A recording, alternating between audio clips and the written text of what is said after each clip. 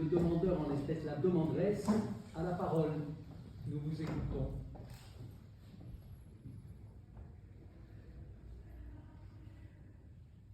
Monsieur le Président, Madame, Messieurs du tribunal, vous l'entendez? Vous l'entendez, vous le voyez? On a tendance à l'oublier, mais il est là. Il est là, c'est le présent, c'est cet instant. Ce sont ces mots qui résonnent, qui disparaissent dans le passé. Ce passé qui forge un homme. Comme la tendresse d'une mère, l'amour d'un père, comme le souvenir d'une famille. Mes clients, Louis, Théo et Lucien Dosto, cette famille, ils l'ont connue. En 1995, leur mère, Madame Dosto, épouse leur père, Monsieur Tolstoï. Celle-ci a déjà un fils, Monsieur César Kaff, issu d'une première union, il a alors 10 ans. Celui-ci va pleinement s'épanouir au sein de cette famille récomposée et il verra même en Monsieur Tolstoï un père, une autorité paternelle qu'il n'a jamais eue. Malheureusement, en 2008, les époux divorcent et la famille se voit brisée. Mais les enfants sont grands. Monsieur César Kaff a 23 ans et il est temps pour lui aussi de fonder une famille.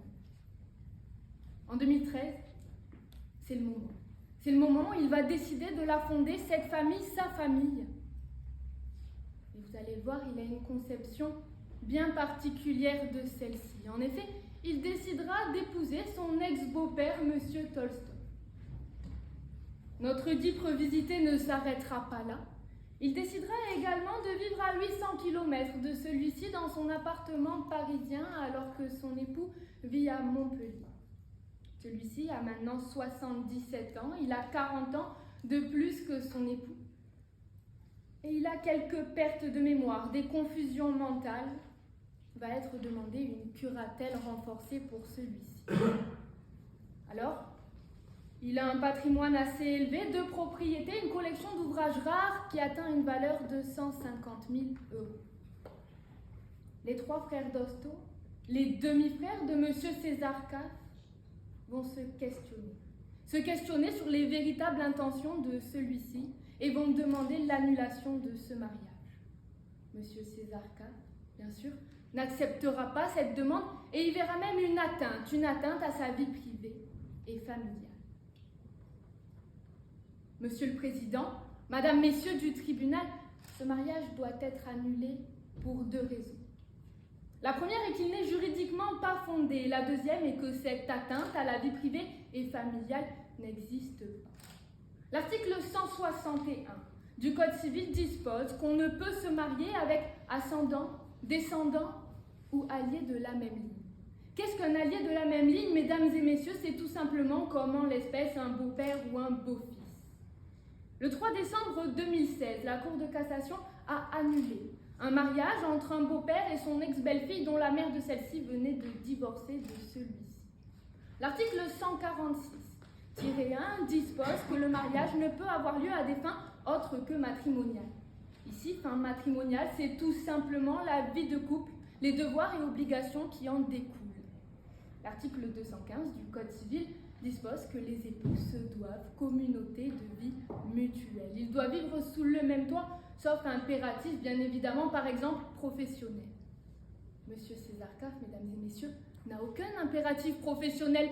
Il avouera lui-même que si il ne vit pas avec son époux, c'est tout simplement car il ne veut pas.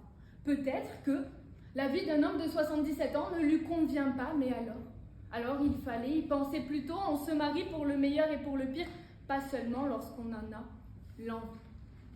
L'article 184 du Code civil dispose que tout mariage peut être annulé s'il ne respecte pas les dispositions des articles 161 et 146-1 du Code civil. Alors, la demande d'annulation pourrait être faite dans un délai de 30 ans, à compter la célébration de celui-ci par quiconque y voit un intérêt légitime. Les frères Dosto ont, mesdames et messieurs, un intérêt, l'un des époux et leur père, ils veulent le protéger, mais avouons-le, leur intérêt est aussi personnel et financier. Concernant l'héritage, mesdames et messieurs, Nos époux sont mariés sans contrat de mariage. Alors, ils sont régis par la communauté des biens réduite aux acquêts. En cas de décès de M. Tolstoï, il peut, par testament, attribuer à M. Kaff la totalité des biens communs en pleine propriété ou en usufruit. Qu'est-ce que l'usufruit? C'est la totale jouissance d'un bien et de ses fruits sans en être le propriétaire. Alors, qu'adviendrait-il pour les enfants? Eh bien, ils ne recevraient que leur part minimale de l'héritage. Ils devraient entretenir deux propriétés dont le seul à jouir serait M. César Kaff. M. César Kaff, qui, je vous le rappelle, a un âge plus proche de celui de ses 3 demi-frères que de son quelconque beau-père de Marie. Pourquoi s'attarder sur cette notion de testament? C'est très simple. Monsieur Tolstoï est soumis à une demande de curatelle renforcée. Demande longue et complexe, ce qui laisse tout le temps à César Kaff, si ce n'est pas déjà fait, de modifier l'éventuel testament de Monsieur Tolstoï en son intérêt. Celui-ci, Monsieur César Kaff, bien sûr, n'acceptera pas cette demande d'annulation, et alors, il va même y voir une atteinte à sa vie privée et familiale. Il dira, dans une lettre pour ses 3 frères, que l'article 8 de la Cour européenne des droits de l'homme autorise tout homme à avoir un droit au respect à la vie privée et familiale. Alors, on ne peut pas collecter les informations, il a totalement le droit de changer d'état civil. Mesdames et messieurs, de quelle collecte d'informations s'agit-il? L'un des époux est leur père, l'autre leur demi-frère, ils n'ont pas besoin de collecter quelconque information pour savoir que l'un vit à Paris, l'autre à Montpellier, que leur père est soumis à une demande de curatelle renforcée. Concernant le changement d'état civil, bien sûr, M. César Kaff peut se marier, mais pas si ce mariage enfreint les lois nationales, comme en l'espèce. Il évoquera aussi l'article 12 de cette même Cour européenne des droits de l'homme, article 12 qui dispose qu'à partir de l'âge nubile, tout homme peut fonder une famille et se marier. Il rajoutera une petite précision qui n'est pas, mesdames et messieurs, sans importance. Il rajoutera que les lois nationales autorisent le mariage homosexuel. Les 3 frères Dosto n'ont en aucun cas contesté le caractère homosexuel de cette union. Ce qu'ils contestent, c'est une union avec un homme qui l'utilise, qui a 40 ans de plus que lui, et une union entre alliés de la même ligne. Alors, ici, M. K veut tout simplement régler un problème personnel sur le plan juridique.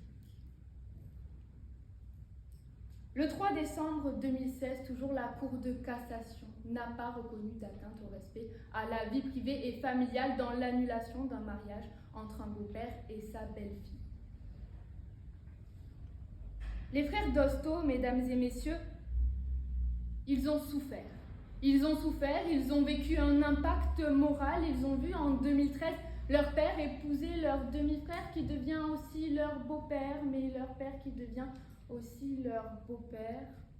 La situation est particulière, le traumatisme est présent. Alors, on pourra vous faire, au vu d'un prétendu cynisme, toute une tirade sur l'amour, la liberté, peut-être même la différence, après tout. Ils s'aiment, qui sommes-nous pour juger de cette union? Bien, mesdames et messieurs, nous sommes le droit, nous sommes la loi, la liberté des uns s'arrête là où commence la loi. Et alors, au vu de quoi? D'amour, de liberté, de différence, on pourrait embrasser sa mère, se marier avec sa tante, coucher avec papy? Les frères Dosto ont voulu révéler la vérité. La vérité sur leur demi-frère César Kaff, vérité dont ils n'avaient pas au départ confiance, mais qu'ils ont découvert. Alors oui, ils n'ont pas contesté ce mariage dès sa célébration. Mais c'est tout simplement, mesdames et messieurs, car les frères Dosto croyaient en l'amour. Ils voulaient accorder cette chance à leur demi-frère et à leur père. Ils ont découvert que les intentions de M. César Kaff étaient tout autres. Monsieur le Président, Madame, Messieurs du tribunal, je demande l'annulation de ce mariage. Aussi, je demande des dommages et intérêts à hauteur de 15 000 € pour les frères Dosto qui ont subi un préjudice moral. Je demande que l'intégralité des frais du procès soit payé par la partie adverse comme en dispose l'article 700 du Code de procédure civile.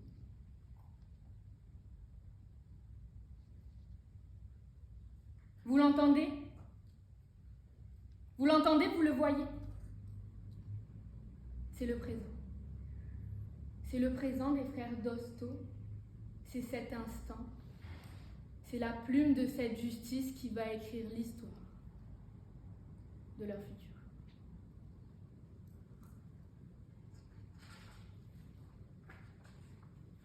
Les remercier.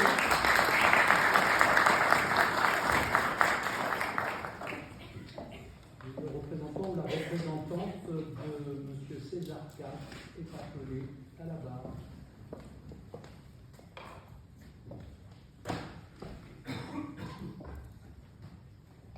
Vous avez la parole.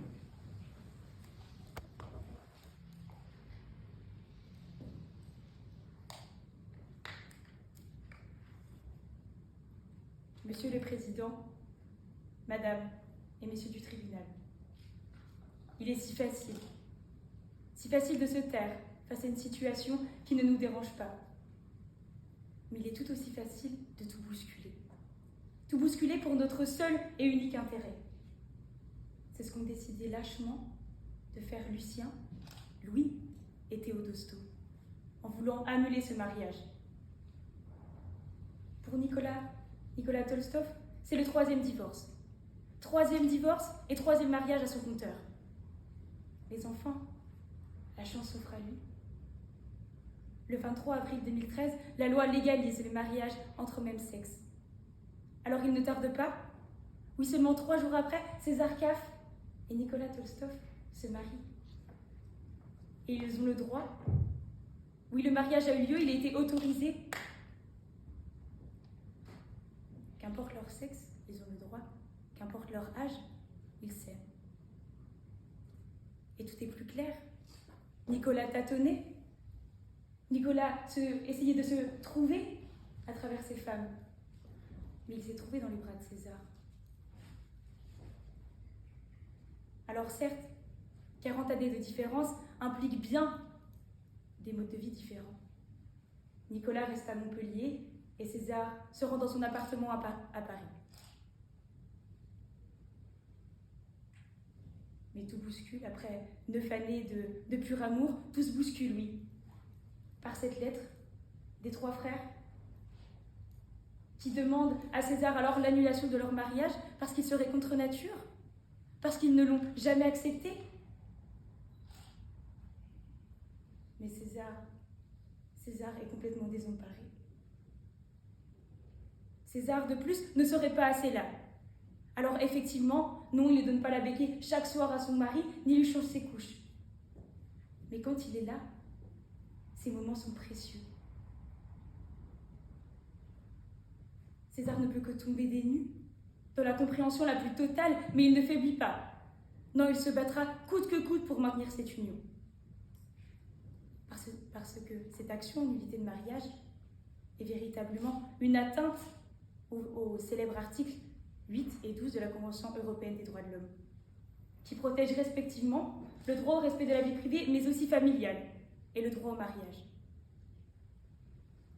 À commencer par l'article 8 de cette même Convention, qui estime bien que toute personne a droit au respect de sa vie privée, familiale et de son domicile.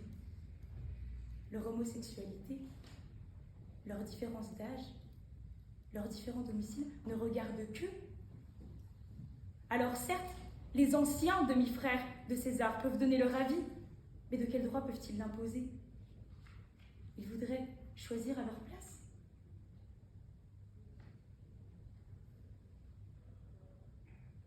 Alors, César et Nicolas pensaient naïvement que le fait que la légalisation du mariage homosexuel suffirait à leur mariage, leur seul consentement aussi, mais non. Non, l'article 12 de la Convention européenne des droits de l'homme ne suffit pas lui non plus. Qu'effectivement, à partir de l'âge nubile, l'homme et la femme ont le droit de se marier, selon les lois nationales. Mais le mariage entre alliés de même ligne est bien prohibé en France, oui, c'est vrai. Et l'article 184 du Code civil autorise toute personne ayant intérêt à s'opposer au mariage, à l'attaquer. Mais y a-t-il un intérêt aujourd'hui, à part celui de nuire? Est-ce que cette ingérence prévue par la loi, au regard de l'article 8 de la Convention européenne des droits de l'homme, est une mesure nécessaire à la sécurité nationale, à la protection de la santé, ou encore à la protection des droits et libertés d'autrui? Non, elle va même à son encontre. Elle va à l'encontre des valeurs, la possibilité de choisir son époux ou son épouse, mais aussi à l'encontre de la liberté, qui est la possibilité de faire tout ce qui ne nuit pas à autrui. Est-ce que cette relation nuit à quelqu'un? Mais elle va aussi à l'encontre de l'intégrité physique, psychologique et morale. On voudrait choisir à leur place. Alors certes, Nicolas est placé sous curatelle, mais à bien différencier de la tutelle, Nicolas a son mot à dire. Et personne ne peut se substituer à la personne sous curatelle. Pour agir en son nom, pas même son curateur, selon l'article 469 du Code civil. Et le but de la curatelle est de protéger la personne, protéger ses droits fondamentaux, mais aussi la maintenir dans son milieu de vie, là où elle est stable. Et là où Nicolas se sent mieux, c'est dans les bras de César. La curatelle a aussi le but de conserver les capacités juridiques pour les actes les plus personnels, dont le divorce, qui est de plus à même que les époux eux-mêmes de choisir de mettre un terme à leur relation. Personne. La première chambre civile s'est exprimée à 2 reprises sur cette même affaire, une annulation en demande de mariage entre alliés de même ligne. Le 4 décembre 2013 et le 8 décembre 2016. La Cour de cassation estimait qu'il n'y avait pas inceste s'il n'y avait pas lien de sang. Nicolas est le beau-père par alliance de César. Il n'y a pas lien de sang.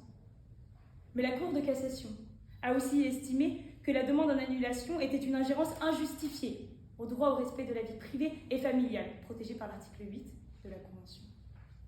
Notamment lorsque le mariage avait duré plusieurs années, mais aussi qu'il n'avait fait l'objet d'aucune opposition. Mais la Cour de cassation a dissous ces 2 mariages. Mais il y a une précision, c'est que un des époux était décédé. Alors effectivement, le divorce ne pouvait pas plus séparer les époux étant donné qu'un était dans une tombe. Mais Nicolas est encore vivant. Oui, il est encore là. Mais la Cour européenne des droits de l'homme s'est elle aussi prononcée sur ce sujet. Le 13 septembre 2005, elle a condamné. Elle a condamné le Royaume-Uni, qui consacrait cette même interdiction de mariage entre alliés de la même ligne. Elle a estimé que même si le but poursuivi était légitime, à protéger l'intégrité de la famille, l'empêchement du mariage ne favorisait pas le bien-être de l'enfant. Oui, elle estimait que les conséquences étaient plus néfastes que bénéfiques à la famille. Et cette décision jurisprudentielle est applicable à tous les États ayant ratifié la Convention européenne des droits de l'homme, dont la France. En l'espèce, le mariage a duré plusieurs années, 9 années, et n'a fait l'objet jusqu'à aujourd'hui d'aucune opposition. Les fils de Nicolas n'ont formé aucune opposition et n'ont émis aucun trouble, aucun préjudice. César n'était même pas assez là, à croire qu'il leur manquerait presque. Il y a une remarque à faire, c'est que toutes ces affaires, toutes ces demandes en annulation de mariage ont lieu lorsqu'il était question d'héritage. Effectivement, lorsqu'il s'agit d'argent, tout le monde s'empresse de dénoncer, alors que jusque-là, silence radio. Les consorts n'ont pas attendu la mort de leur père. Non, ils ont prévu le coup. Parce que c'est vrai, Nicolas a tout de même un beau patrimoine, un appartement à Montpellier, une maison dans le Gard et des œuvres d'art d'une valeur de 150 000 €. Les 3 frères ne voudraient pas que César soit plus gâté qu'eux. Et par jalousie, ils saisissent la justice. Mais il s'agit bien là d'une atteinte disproportionnée au droit au respect de la vie privée et familiale par cette demande d'annulation de mariage, qui sont tous les deux des droits protégés. C'est pour cette raison que la demande vise au maintien du mariage, mais aussi condamne les 3 consorts aux dommages et intérêts à la hauteur de 100 000 €. Mais encore, les condamne aux entières dépens du procès. Nicolas a 78 ans. Une vie de plus de 3/4 de siècle, et l'expérience dans le divorce, c'est moins qu'on puisse dire, il y en a. Alors une relation qui est malade, il sait ce que c'est. Et ce n'est pas le cas ici.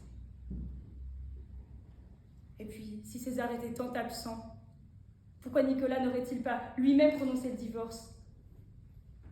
Parce que un divorcé absent, un marié absent ou un marié présent n'a aucune différence. Et si César était là seulement pour l'argent, n'aurait-il pas choisi quelqu'un de plus jeune, qui pourrait lui apporter un confort sur plus longue durée? N'aurait-il pas choisi quelqu'un avec un plus gros patrimoine? Parce que c'est moins qu'on puisse dire, à Paris, il y a le choix. Mais non, César a choisi Nicolas. Il l'a pris comme il était, escaboté mais authentique. Parce qu'il n'y a qu'un seul bonheur dans la vie, d'aimer et d'être aimé. Alors les 3 frères ne craignent pas pour l'homogénéité de leur famille, ils ne craignent pas pour leur père, ils craignent pour leur propre patrimoine. Alors, qui sont les profiteurs ici?